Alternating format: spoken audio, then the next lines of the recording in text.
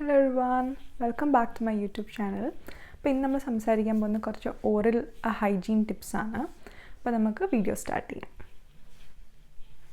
ഞാൻ ഫസ്റ്റ് ഒരു ടിപ്പ് എന്ന് പറയുമ്പോൾ നമ്മൾ ബേസിക് ആയിട്ട് നമ്മൾ യൂസ് ചെയ്യേണ്ടത് ഒരു ഇലക്ട്രിക് ടൂത്ത് ബ്രഷ് ആണ്. അതാകുമ്പോഴത്തേക്ക് ഒരുപാട് സ്ഥലത്ത് നമുക്ക് യൂഷ്വൽ നോർമൽ ബ്രഷിൽ എത്താൻ പറ്റുന്ന സ്ഥലത്തൊക്കെ അത് എത്തിയിട്ട് നല്ല രീതിയിൽ ക്ലീൻ ആവാൻ സഹായിക്കും. അതിൻ്റെ കൂടാതെ നമ്മൾ പ്ലാക്സും ടാർട്ടറും അതെന്ന് വെച്ചാൽ ഈ വെള്ള റെസിഡ്യൂ പോലെ പല്ലിൻ്റെ ഇടയിൽ വരുന്നതാണ് അതെന്ന് ഉദ്ദേശിക്കുന്നത്. അത് മാറ്റാനായിട്ട് ഈ ഇലക്ട്രിക് ടൂത്ത് ബ്രഷ് സഹായിക്കും. അപ്പം ഞാൻ പറയുന്ന ഏറ്റവും കൂടുതൽ നല്ല ഇലക്ട്രിക് ടൂത്ത് ബ്രഷോട് സ്വിച്ച് ചെയ്യാനാണ്. അപ്പം ഞാൻ നേരത്തെ ഒരു വീഡിയോ ചെയ്തിട്ടുണ്ട്, അത് കണ്ടു നോക്കുക അതിൻ്റെ റിവ്യൂവിന്.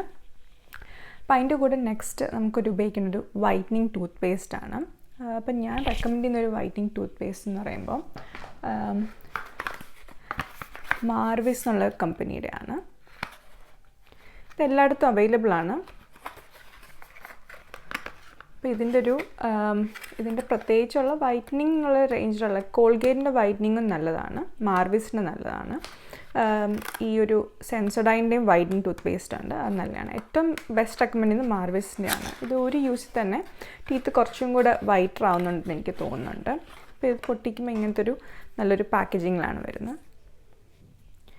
ഒരു സാധാ ഒരു ഫ്ലൂറൈഡ് ടൂത്ത് പേസ്റ്റ് ആണ്, പക്ഷേ ഇത് വൈറ്റനിങ് എഫക്റ്റ് തരുന്നതുകൊണ്ട് ഭയങ്കര എഫക്റ്റീവ് ആയിരിക്കും. അപ്പോൾ ഇത് നമ്മൾ ഇലക്ട്രിക് ടൂത്ത് ബ്രഷ് ഉപയോഗിക്കുമ്പോൾ അതിൻ്റെ കൂടെ ഇത് ഉപയോഗിക്കാൻ നോക്കുക. അപ്പോൾ ടീത്ത് കുറച്ചുകൂടെ വൈറ്ററായിട്ടിരിക്കും. ഇലക്ട്രിക് ബ്രഷ് കാരണം എല്ലാ ഭാഗത്തും എത്തി ആ ഒരു യെല്ലോ സ്റ്റെയിനിങ് കൂടെ മാറ്റാനായിട്ട് ഹെൽപ്പ് ചെയ്യും. ഇപ്പം നെക്സ്റ്റ് എന്ന് പറയുമ്പോൾ നമ്മൾ എപ്പോഴും ടീത്ത് ഫ്ലോസ് ചെയ്യാൻ നോക്കുക. ഫ്ലോസ് ചെയ്യുമ്പോഴും നമ്മൾ ഫുള്ളായിട്ട് നമ്മൾ ഈവൻ ബ്രഷ് ചെയ്താൽ പോലും പോവാത്ത ഈ പല്ലിൻ്റെ ഇടയിലിരിക്കുന്ന അഴുക്ക് പോവാൻ കൂടുതൽ ഹെൽപ്പ് ചെയ്യുന്നത് ഈ ഫ്ലോസിങ്ങിലാണ്. അപ്പോൾ യൂഷ്വലി നമുക്ക് ഇങ്ങനത്തെ ഒരു പിക്ക് പോലത്തെ ഒരു ഫ്ലോസ് ഉപയോഗിക്കാം, അല്ലെന്നുണ്ടെങ്കിൽ ത്രെഡായിട്ട് വലിക്കാൻ പറ്റുന്ന ഓറൽ ബീഡൊക്കെ ഫ്ലോസ് ഉപയോഗിക്കാം. അപ്പോൾ അത് ഉപയോഗിക്കുമ്പോഴാണ് നമ്മൾ കൂടുതൽ ഫുള്ളായിട്ട് അഴുക്ക് പോകാനായിട്ട് ഹെൽപ്പ് ചെയ്യുന്നത്. നെക്സ്റ്റ് വന്നിട്ട് നിങ്ങൾക്ക് ബാഡ് ബ്രെത്ത് ഉണ്ട്, അല്ലെങ്കിൽ നിങ്ങളുടെ വായിൽ കൂടുതലും ക്യാവിറ്റീസൊക്കെ ഉണ്ട് എന്നുണ്ടെങ്കിൽ ഒരു മൗത്ത് വാഷ് ഉപയോഗിക്കുന്നത് നല്ലതായിരിക്കും. ഞാൻ റെക്കമെൻഡ് ചെയ്യുന്ന ബ്രാൻഡ് എന്ന് വെച്ചിട്ട് ബ്രെത്ത് കോയിൻ്റെ അല്ലെങ്കിൽ സെൻസോഡൈൻ്റെ ബ്രാൻഡ്, അല്ലെങ്കിൽ മാർവിസ് ടൂത്ത് പേസ്റ്റിൻ്റെ തന്നെ ബ്രാൻഡായിട്ടുള്ള മൗത്ത് വാഷ് ഉപയോഗിക്കുന്നതാണ്. ഇത് മറ്റേ സാധാ ഈ ലിസ്റ്റൺ പോലെ ഭയങ്കരമായിട്ടും ബേണിംഗ് ഒന്നും ഉണ്ടാവത്തില്ല. കൂടുതലും ഒരു ചെറിയൊരു മൈൽഡ് ഒരു മണവും ഒരു സ്ട്രെങ്ത്തേ ഉണ്ടാകത്തുള്ളൂ. അപ്പോൾ ഞാൻ ഹൈലി റെക്കമെൻഡ് ചെയ്യുന്നുണ്ട് ഇത്. കാരണം ഇത് ലോങ് ടേം ആയിട്ട് ഉപയോഗിക്കേണ്ട ആവശ്യമില്ല. ഒരു മൗത്ത് വാഷും ലോങ് ടേം ആയിട്ട് ഉപയോഗിക്കില്ല. അപ്പോൾ നിങ്ങൾക്ക് ബാഡ് ബ്രെത്ത് ഒക്കെ ഉണ്ട്, അല്ലെങ്കിൽ ക്യാവിറ്റീസ് ഒക്കെ ഉണ്ടെങ്കിൽ മാത്രം നിങ്ങൾക്ക് ഒരു ഷോർട്ട് ടേം ഒരു 3 months അല്ലെങ്കിൽ എന്നിട്ടൊരു ബ്രേക്ക് എടുക്കുക, എന്നിട്ട് പിന്നെ ഒരു 6 months കഴിഞ്ഞ് പിന്നെയും കുറച്ച് നാൾ ഉപയോഗിക്കുക.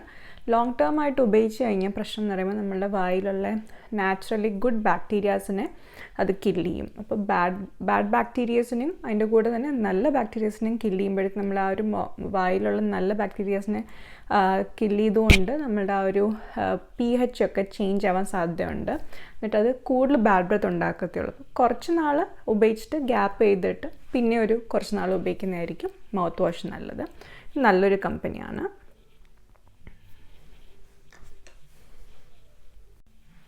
അപ്പോൾ നിങ്ങൾക്ക് എല്ലാവർക്കും എൻ്റെ ഇന്നത്തെ വീഡിയോ ഇഷ്ടപ്പെട്ടെന്ന് വിചാരിക്കുന്നു. അപ്പോൾ നിങ്ങൾക്ക് എന്തെങ്കിലും സജഷൻസ് ഉണ്ടെങ്കിൽ കമൻറ്റ് ചെയ്യുക, മാക്സിമം സപ്പോർട്ട് ചെയ്യുക. അപ്പോൾ നെക്സ്റ്റ് ടൈം കാണുന്നവരെ ബൈ.